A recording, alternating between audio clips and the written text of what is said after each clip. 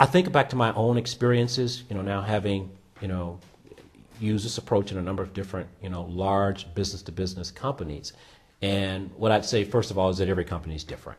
So I think what works is finding a set of growth strategies or a key growth driver for the company that can be used as the focal point for customer value creation, because it has to be something that's really vital for the growth and profitability of the company. Starting with that as a focal point, then it's about getting some people together. The types of people who are entrepreneurial or intrapreneurial in the large company, who are willing to explore and try new things.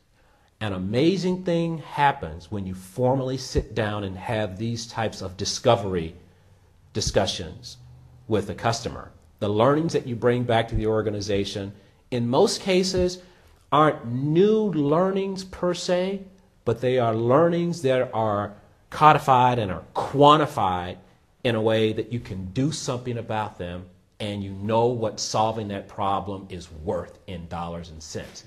That makes a difference. I'll give you another story. This was at our Donnelly. I was sitting down with the executive vice president who I worked for at the time, and we were showing the results of the work that we'd done together. And we really started losing some steam on the project because we've got consultants working in multiple divisions. We've spent a lot of money. We've got a lot of activities going on, and everything that we'd shared thus far had been about what was possible from other companies' work, or what the consultants had said. Here's what's possible. Here's what you can attain, but it wasn't real, and it really wasn't about our company. And so I had a couple of pages of a PowerPoint deck, and I sat down and I walked through and I start showing the actual results from having sat down with those customers, using this approach, understanding their business, and having the customers say, if you do these things, it's worth X millions of dollars for us. When will you start?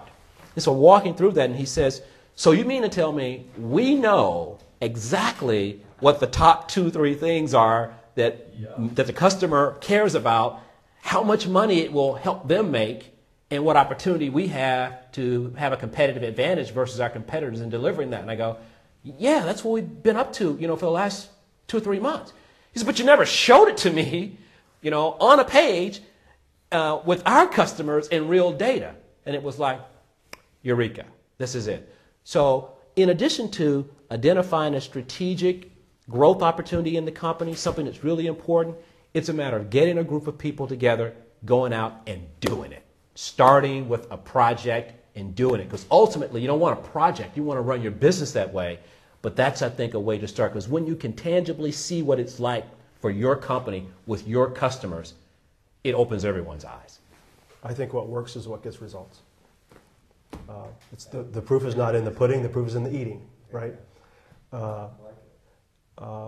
And from my experience, if you kind of get past the high level and get down to what is this really, we're talking about having different conversations with customers.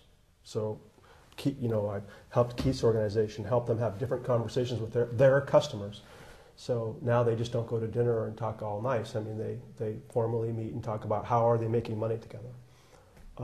That's not an easy conversation for a lot of salespeople.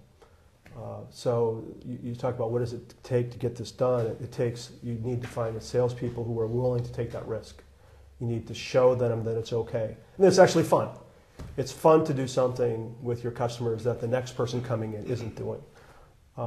So there's a fair amount of work around finding those kind of salespeople who are willing to do it.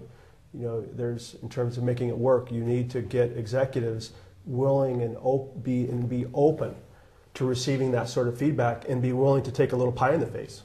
Because sometimes when you have these conversations with your customers and you find out what they really need in order to make money, it's completely at odds with what you told your board you were supposed to be doing. And that's not easy. That's not easy. It takes executives who are willing to listen and try something different to make it work. And every company doesn't have those kind of executives. And so we've looked for those kinds of situations where people are open and willing to listen to the other side. It takes time. You don't go change a company with 10,000 people overnight. It doesn't happen that way. And so you have to find people who are willing to stick to it and put in the time.